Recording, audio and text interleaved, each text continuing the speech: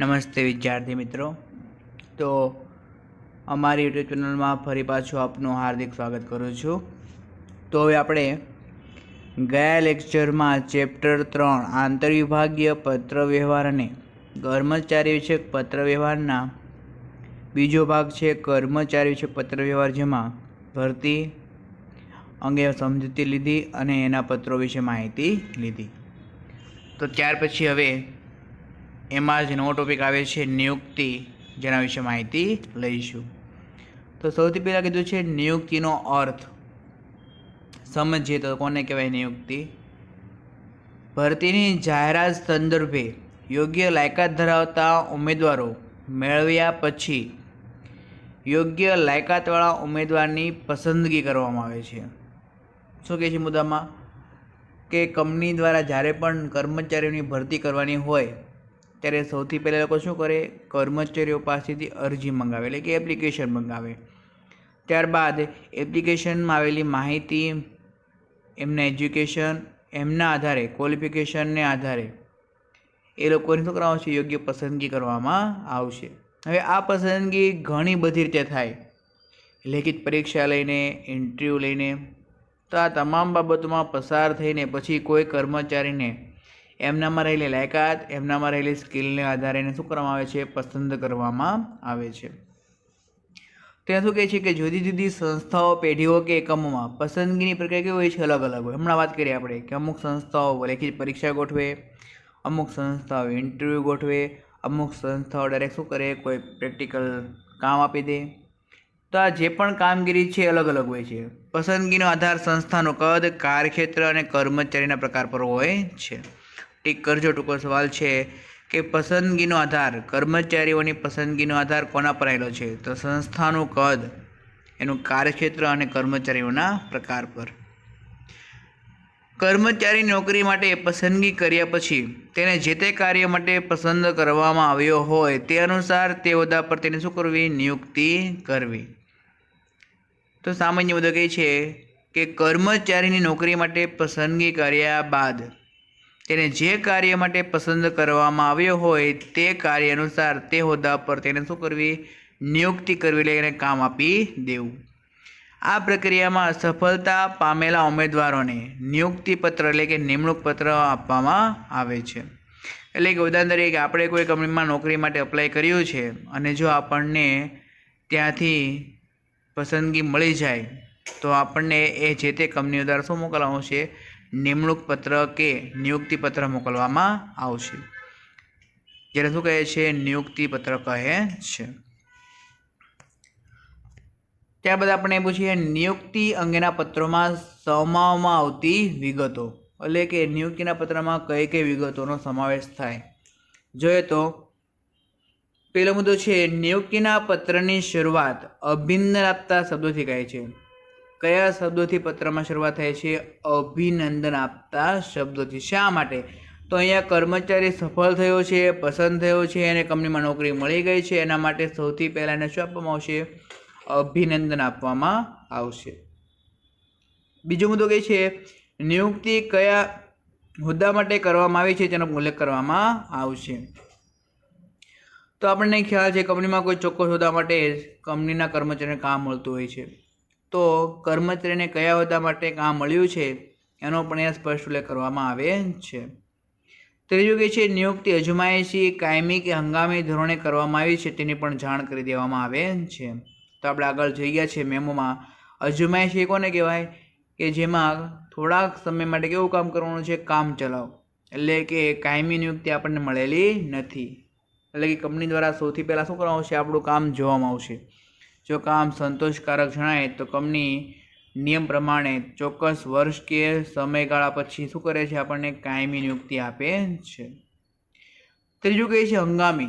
તો હંગામીમાં શું હોય છે? તાત્કાલિક નિમણૂક, કે જેમાં કોઈ ચોક્કસ સમય માટે હોઈ શકે, એ સમયગાળો પૂરો થાય એટલે ફરી પાછું કર્મચારીને શું કરવામાં આવશે? છૂટો કરવામાં આવશે।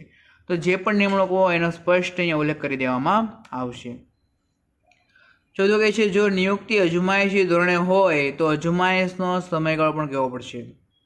તો આપણે ખ્યાલ છે, આપણે આગળ જોઈ ગયા હતા મેમોમાં કે રોહિત પરમાર છે કે જ્યારે નોકરીમાં લાગ્યા હતા ત્યારે એને 1 વર્ષ માટે નિયમ લાગ્યો હતો કે 1 વર્ષ માટે કેવું કામ કરશે, અજમાયશી, અને પછી નિયમમાં શું કર્યો હતો, ફેરફાર કર્યો હતો. કેટલા વર્ષમાં? 2 વર્ષ માટે. તો અહીંયા જ કહેવા માગે છે કે કર્મચારીને જેટલા વર્ષ માટે કામ આપવાનું હોય અજમાયશી ધોરણે, તો એ સમયગાળો પણ આપવો પડશે.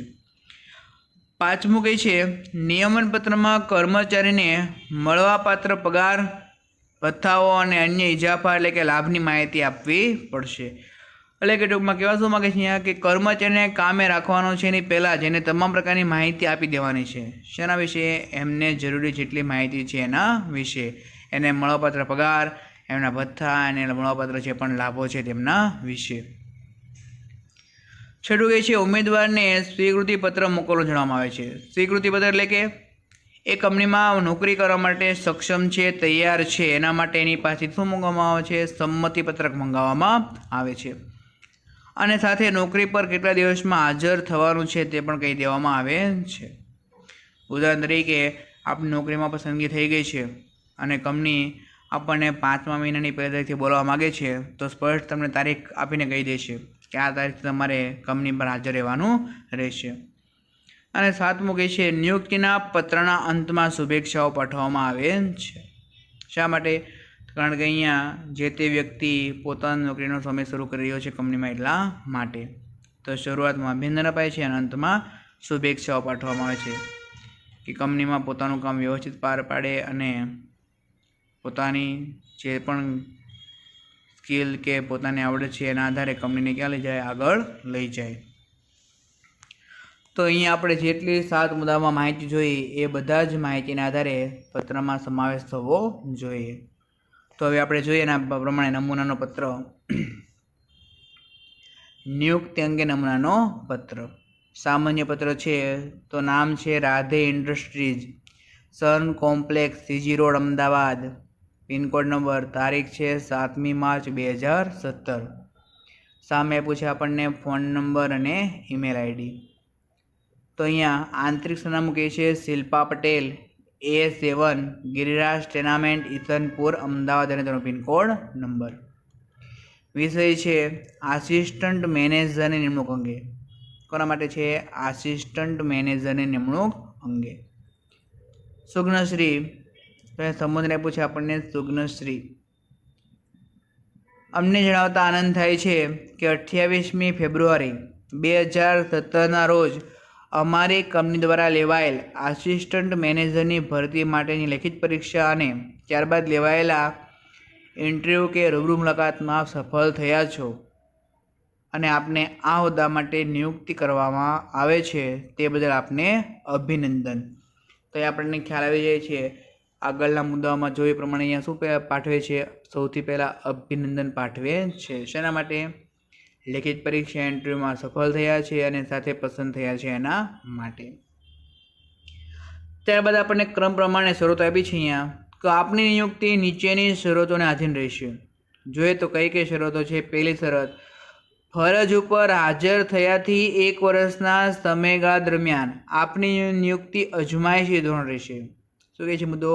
કે ફરજ ઉપર હાજર થયાથી 1 વર્ષના સમયગાળા માટે આપની નિયુક્તિ કેવી રહેશે? અજમાયશી રહેશે.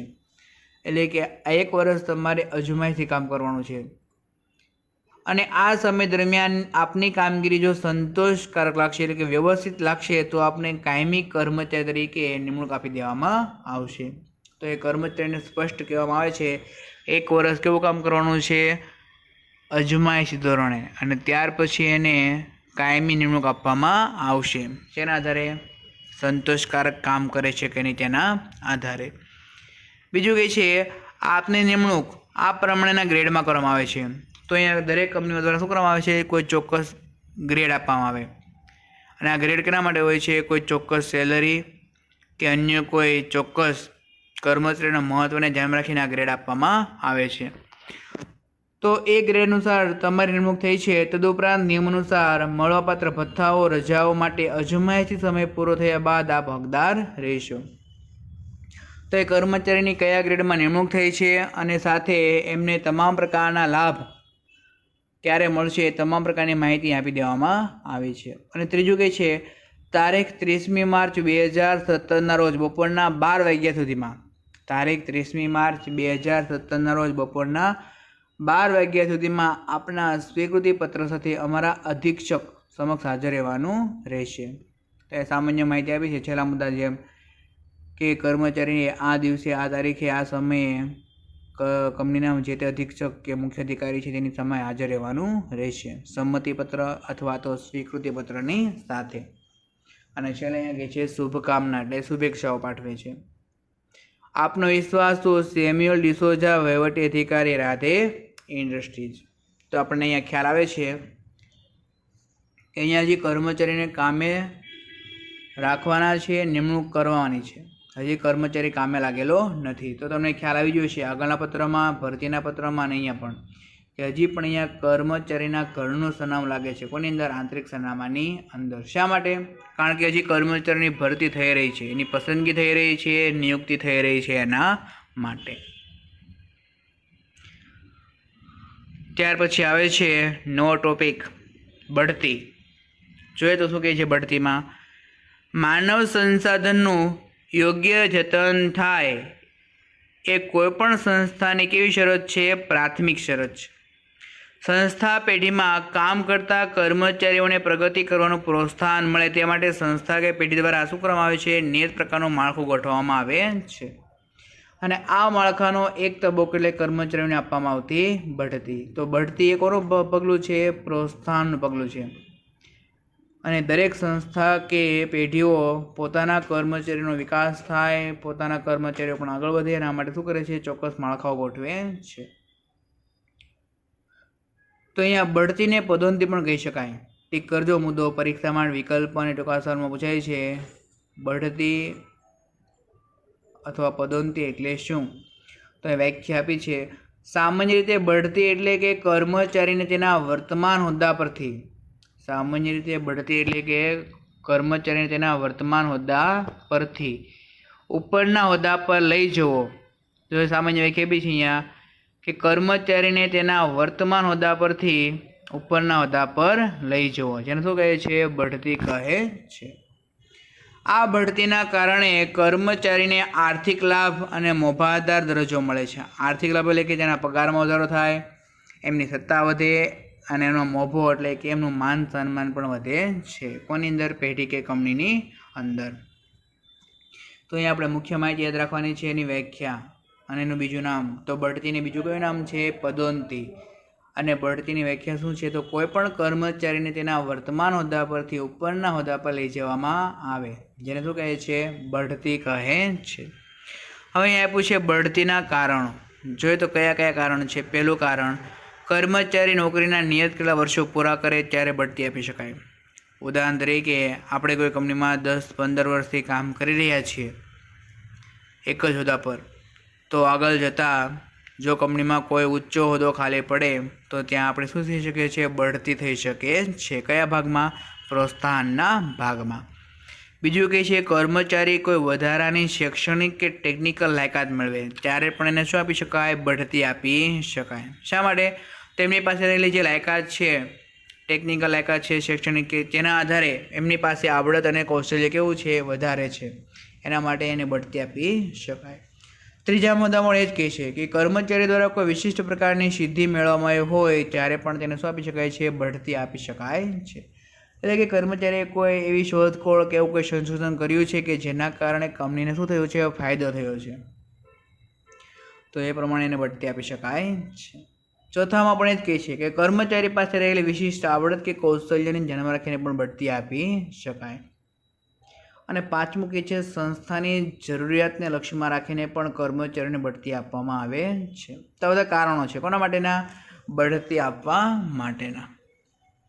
તો આના માટે પણ નમૂનાનો પત્ર જોઈએ આપણે. સામાન્ય પત્ર છે અહીંયા પણ નિયુક્તિની જેમ. Mehta brothers, Shanti complex, Patan road, Mehsana. Pincode number છે, તારીખ છે 28મી નવેમ્બર 2017. સામે આપેલા છે ફોન નંબર અને ઈમેલ આઈડી. જોઈએ તો શું કહેવા માગે છે અહીંયા? શ્રી વિદ્યુત દેસાઈ, સિનિયર ક્લાર્ક, એકાઉન્ટ વિભાગ, મહેતા બ્રધર્સ, મહેસાણા. હવે સમજો અહીંયા મેં તમને આગળ પણ સમજાવ્યું છે, અહીંયા ફરી પાછું સમજાવું છું કે હવે અહીંયા કર્મચારી કંપનીમાં કામ કરી રહ્યો છે અને પછી એને શું મળે છે? બઢતી મળે છે. તો જો અહીંયા સ્પષ્ટ કહે છે, પહેલાંનું નામ આપ્યું છે શ્રી વિદ્યુત દેસાઈ, ત્યાર પછી એનો હોદ્દો આપ્યો છે સિનિયર ક્લાર્ક, ત્યાર પછી આપ્યો છે તેનો વિભાગ એકાઉન્ટ વિભાગ, અને પછી માહિતી આપી છે મહેતા બ્રધર્સ મહેસાણા. તો જો અહીંયા બંને સરનામા કેવા થઈ ગયા છે, હવે સરખા થઈ ગયા છે. ખ્યાલ આવી ગયો.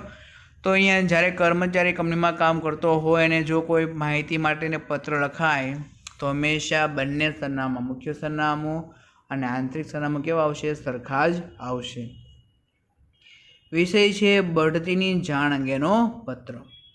શ્રીમાન, અમને જણાવતા ખૂબ જ આનંદ થાય છે કે તમને તમારા વર્તમાન હોદ્દા પરથી બઢતી આપીને એકાઉન્ટ વિભાગના વડા તરીકે આપની નિમણૂક કરવામાં આવે છે. તો એ સ્પષ્ટ મુદ્દો છે કે સૌથી પહેલાં કોણ હતો, સિનિયર ક્લાર્ક હતો.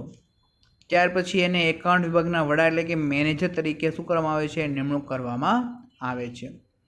બીજો મુદ્દો કહે છે કંપની નીતિ અનુસાર જે કર્મચારી પોતાના કાર્યકાળના પ્રથમ 5 વર્ષ જો કંપનીએ નિયત કરેલી વધારાની શૈક્ષણિક લાયકાત ટેકનિકલ લાયકાત મેળવે તો તેવા કર્મચારીની યોગ્ય કદર એટલે કે એમને યોગ્ય માન કે સન્માન આપવામાં આવે છે. તો અહીંયા બે બાબત થઈ. એક, એ કર્મચારીએ 5 વર્ષ પૂરા કર્યા છે અને સાથે એમણે વધારાની શું મેળવી છે, શૈક્ષણિક અને ટેકનિકલ લાયકાત મેળવેલી છે. એના આધારે અહીંયાને બઢતી મળી રહી છે. ત્રીજો મુદ્દો, તમે મેળવેલી વધારાની લાયકાત અને તમે પૂર્ણ કરેલા વર્ષોનો અનુભવ અમારી પ્રણાલિકા એટલે કે કંપનીની જે કાર્યવિધિ છે એને અનુરૂપ હોવાથી તમને એકાઉન્ટ વિભાગના મેનેજર તરીકે અથવા વડા તરીકે બઢતી આપવામાં આવે છે. અને છેલ્લે કહે છે કે 10મી ડિસેમ્બર 2017થી, જો અહીંયા પણ સ્પષ્ટ તારીખ આપી દે છે કે 10મી ડિસેમ્બર 2017થી આપની નિમણૂક સિનિયર ક્લાર્ક પરથી દૂર થઈને ક્યાં જાય છે, મેનેજર કે વડા તરીકે કરવામાં આવે છે. નોકરીની બદલાયેલી શરતો, નવા પગાર ધોરણ અને મળવાપાત્ર અન્ય ભથ્થા અંગેની માહિતી આ પત્ર સાથે બિડાણ કરીને મોકલવામાં આવી છે. તો અહીંયા બઢતીને કારણે જે પણ શરતો નવી મળી છે, નવો પગાર ધોરણ મળ્યો છે, જે પણ વધારાના લાભ મળવાના છે, આ બધી માહિતી આપણે પત્રમાં આપેલી નથી. એ કેવી રીતે મોકલાવે છે, બિડાણમાં મોકલાવે છે. આ પત્રમાં જણાવેલ તારીખથી તમારે મેનેજરના હોદ્દા પર કાર્ય કરવાનું રહેશે. કઈ તારીખથી, 10મી ડિસેમ્બર 2017થી. શુભેચ્છા, આપનો વિશ્વાસુ ઘનશ્યામ ચૌધરી, કર્મચારી સંચાલક. તો અહીંયા આ જે પત્ર છે બઢતીનો પત્ર, એ પણ કયો પત્ર કહી શકાય, નિયુક્તિનો પત્ર કહી શકાય. બિડાણ છે પત્રક. નકલ રવાના કહે છે વહીવટી અધિકારી અને નાણાં વિભાગ. તો અહીંયા બે વ્યક્તિઓને અલગથી પત્ર મોકલાય છે. કોને કોને, વહીવટી વિભાગ એટલે કે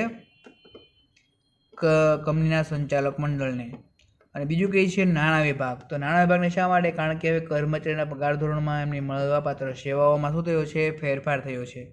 એની માહિતી અહીંયા મોકલવી પડશે. તો આ જોયું આપણે બઢતી. ત્યાર પછીની જેવો ટોપિક છે બદલી. બદલીનો અર્થ જોઈએ તો શું કહે છે બદલીમાં, કર્મચારી સંચાલકનું કાર્ય કર્મચારીઓને મેળવવાનું, તેઓની ક્ષમતા પ્રમાણે યોગ્ય કાર્યભારની સોંપણી કરવાનું, તેઓને કેળવવાનું અને ટકાવી રાખવાનું હોય છે. તો સામાન્ય અમને ખ્યાલ છે કર્મચારી સંચાલકનું કામ શું છે, કર્મચારીઓ મેળવવાનું, તેઓની ક્ષમતા પ્રમાણે યોગ્ય કાર્યભારની સોંપણી કરવાનું, તેઓને ટકાવી રાખવાનું અને કેળવવાનું એટલે કે તાલીમ આપવાનું. ક્યારેક કર્મચારીને તેમની જવાબદારી, ફરજ, હોદ્દો, વળતર અને જરૂરી કુશળતામાં કોઈપણ મહત્ત્વના ફેરફાર વગર એક જગ્યાએથી બીજી જગ્યાએ મૂકવામાં આવે તેનું કહે છે બદલી કહે છે. તો સામાન્ય ભાષામાં કેવું હોય, ક્યારેક કોઈ કર્મચારીને તેના વર્તમાન હોદ્દા પરથી કોઈ બીજા એવા સમકક્ષ હોદ્દા પર લઈ જવામાં આવે જેનું કહે છે બદલી કહે છે. અહીંયા આપણે એમ જ કહીએ સ્પષ્ટ કે કર્મચારીની એની જવાબદારી, એમની ફરજો, એમનો હોદ્દો, એમનું વળતર, એમની કુશળતામાં કોઈ પણ પ્રકારનો ફેરફાર કર્યા વગર માત્ર ને એક જગ્યાએથી બીજી જગ્યાએ શું કરવામાં આવે છે, કામ આપવામાં આવે જેનું કહે છે બદલી કહે છે. હજી પણ ટૂંકમાં કેવું હોય તો અહીંયા કર્મચારીનું કામ છે કેવું રહેશે, સરખું જ રહેશે, માત્ર એમની કામ કરવાનું સ્થળ કે જગ્યા બદલાય છે. બીજું કહે છે બદલી એક શાખામાંથી બીજી શાખામાં, એક વિભાગમાંથી બીજા વિભાગમાં થઈ શકે છે. બદલી અંગે થોડા સમય અગાઉ જાણ થાય છે. બદલી અંગે શું થાય છે, થોડા સમય અગાઉ જાણ કરવામાં આવે છે. પરંતુ અમુક એવી આવશ્યક સેવાઓ પણ હોય છે કે જેમાં તાત્કાલિક અમલમાં આવે ત્યારે પણ બદલી આપી શકાય. તો જે પ્રમાણેની કામગીરી છે એ પ્રમાણે શું આપી શકાય, અહીંયા હુકમ આપી શકાય. કોના માટે? બદલી કરવા માટે. તો બદલી બે રીતે થઈ શકે, તાત્કાલિક ધોરણથી પણ થઈ શકે અને ચોક્કસ અગાઉ સમય દ્વારા જાણ કરીને પણ થઈ શકે. તો અહીંયા પણ આપણે મુખ્ય વ્યાખ્યા યાદ રાખવાની છે. અહીંયા બે સવાલ બનશે. કર્મચારી સંચાલકનું કાર્ય શું છે? તો કર્મચારીઓ મેળવવાનું, તેમને ક્ષમતા પ્રમાણે યોગ્ય કામ સોંપવાનું, તેઓને કેળવવાનું અને જાળવવાનું. અને બીજું છે વ્યાખ્યા. તો કર્મચારીની જવાબદારી, ફરજો, હોદ્દો, વળતર કે જરૂરી કુશળતામાં કોઈપણ પ્રકારનો ફેરફાર કર્યા વગર એક સ્થળેથી બીજી જગ્યાએ મૂકવામાં આવે, જેનો કહે છે બદલી કહે છે. હવે અહીં આપેલા છે બદલીના હેતુ. બદલી કયા કારણથી કરી શકાય? તો પહેલો મુદ્દો, કોઈ ખાતામાં કાર્યભાર ઓછો હોય તેની સામે કર્મચારીની સંખ્યા કેવી વધારે હોય. એટલે ટૂંકમાં કહેવા શું માગે છે અહીંયા કે કંપનીમાં કામ ઓછું છે પણ કર્મચારીની સંખ્યા કેવી છે, ખૂબ જ વધારે છે. તો જ્યાં કામની વધારે જરૂર હોય તેવા વિભાગો કે એકમોમાં શું કરી શકાય, કર્મચારીઓની બદલી કરી શકાય.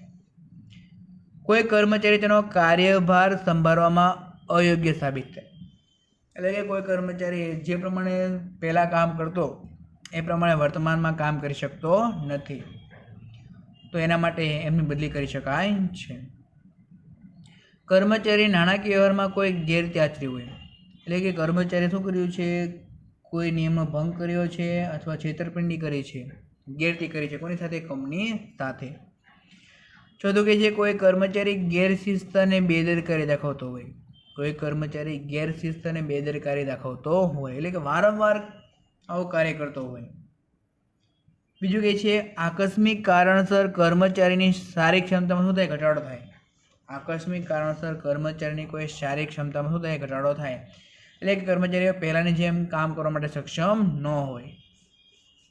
કોઈ કર્મચારીને સહકર્મચારી કે વિભાગીય વડા સાથે કોઈ પ્રકારનો અણબનાવ બન્યો હોય, એટલે કે સંઘર્ષ થયો હોય, ઝઘડો થયો હોય કોની વચ્ચે, કર્મચારી કે વિભાગીય વડાઓ સાથે. સાતમું કે છે કોઈ કર્મચારી વિશિષ્ટ કૌશલ્ય ધરાવતો હોય અને તેની સેવાનો લાભ અન્ય સંસ્થાના વિભાગોમાં આપવા માટે. આ મુદ્દો મહત્વનો સમજો. આ બદલી કેવી કહી શકાય, પ્રોત્સાહક બદલી કહી શકાય. ઉદાહરણ તરીકે આપણે કોઈ સારું ટેકનિક અથવા તો એવી કોઈ પદ્ધતિ આપણને ખબર છે કે જેના કારણે કંપનીનું ઉત્પાદન કાર્ય કે કામ કેવું થઈ રહ્યું છે, ઝડપથી થઈ રહ્યું છે, કોઈ પણ નુકસાન વગર. તો એ આપણું કૌશલ્ય છે. આ કૌશલ્યને બીજા વિભાગોમાં પણ વેચવા માટે શું કરી શકાય, આપણે બદલી કરી શકાય. એટલે કે જે તે કર્મચારીમાં રહેલું વિશિષ્ટ કૌશલ્યનો લાભ સંસ્થાના અન્ય વિભાગોમાં આપવા માટે પણ બદલી કરી શકાય છે. અને છેલ્લું, સંસ્થાના દરેક કર્મચારી દરેક વિભાગની કાર્યપ્રણાલી શીખે તે માટે પણ તેમની બદલી કરી શકાય છે. તો અહીં અમુક કંપનીઓ શું કરે છે, જુદા જુદા વિભાગો પ્રમાણે દર વર્ષે અથવા દર 3 કે 4 વર્ષે કર્મચારીને શું કરે છે, બદલી કરે છે અલગ અલગ વિભાગોમાં. શા માટે? દરેક કર્મચારીઓ જુદા જુદા વિભાગોની વિશે માહિતી રાખે અને કર્મચારીઓ પણ શું થાય, વિકાસ થાય એના માટે. તો આ છે બદલી. જોઈએ નમૂનાનો પત્ર. તો અહીંયા સૌથી પહેલાં આપ્યું છે Sabar finance limited, Mangalam tower, Motipura circle, Himmatnagar. તારીખ છે 24મી એપ્રિલ 2017. સામે આપ્યું છે આપણને ફોન નંબર અને ઈમેલ આઈડી. આંતરિક સરનામું કહે છે શ્રી જયેશ ચાવડા, સિનિયર ક્લાર્ક છે વહીવટી વિભાગમાં, સાબર ફાઇનાન્સ લિમિટેડ, હિંમતનગર. વિષય છે નાણાં વિભાગમાં બદલી થવા અંગે. જોઈએ તો શું સમજાવે છે અહીંયા મુદ્દો. શ્રીમાન, ઉપયુક્ત વિષયના અનુસંધાનમાં જણાવવાનું કે આપની હાલની જગ્યા સિનિયર ક્લાર્ક વહીવટી વિભાગમાંથી 10મી મે 2017થી અમલ થાય તે રીતે સિનિયર ક્લાર્ક નાણાં વિભાગમાં બદલી કરવામાં આવે છે. તો તમને સ્પષ્ટ ખ્યાલ આવે છે કે જયેશભાઈ સિનિયર ક્લાર્ક તરીકે વહીવટી વિભાગમાં કામ કરી રહ્યા છે, પરંતુ એને 10મી મે 2017થી સિનિયર ક્લાર્ક તરીકે જ નાણાં વિભાગમાં કામ કરવાનું છે. તો અહીંયા જો હોદ્દો કેવો છે, સરખો જ છે, માત્ર એના વિભાગ ફરે છે. પહેલાં કયા વિભાગમાં કામ કરતા હતા, વહીવટી વિભાગમાં. હવે કયા વિભાગમાં કામ કરશે, નાણાં વિભાગમાં. ત્યાર પછીનો મુદ્દો, સંસ્થાના કર્મચારી વિષયક નીતિ નિયમોને અનુરૂપ જ્યારે વર્ગ 3નો કોઈપણ કર્મચારી પોતાની નોકરીના 3 વર્ષ પૂરા કરે ત્યારે તેની અન્ય વિભાગમાં તે જ હોદ્દા પર શું કરી આપવામાં આવે છે? બદલી કરી આપવામાં આવે છે. તો નિયમ છે કે વર્ગ 3નો કોઈપણ કર્મચારી પોતાના હોદ્દા પર નિયત કરેલા વર્ષો પૂરા કરે, એટલે કે 3 વર્ષ પૂરા કરે, તેને તેના જ હોદ્દા પર અન્ય કોઈ વિભાગમાં બદલી કરી આપવામાં આવે છે. જેથી સંસ્થાનો દરેક કર્મચારી સંસ્થાના દરેક વિભાગના કાર્યથી કેવો થાય? પરિચિત થાય અને પોતાના કૌશલ્યનો ઉપયોગ સંસ્થાના સર્વાંગી વિકાસ માટે કરી શકે. તો અહીંયા આપણે જે આગળના હેતુઓ જોઈ ગયા હતા એ હેતુમાં જે છેલ્લો મુદ્દો હતો, સંસ્થાના કર્મચારીઓ દરેક વિભાગની કાર્યપ્રણાલી શીખે એના માટે પણ બદલી કરી શકાય છે. તો એ હેતુ અહીંયા લાગુ પડે છે. શેના માટે? બદલી કરવા માટે.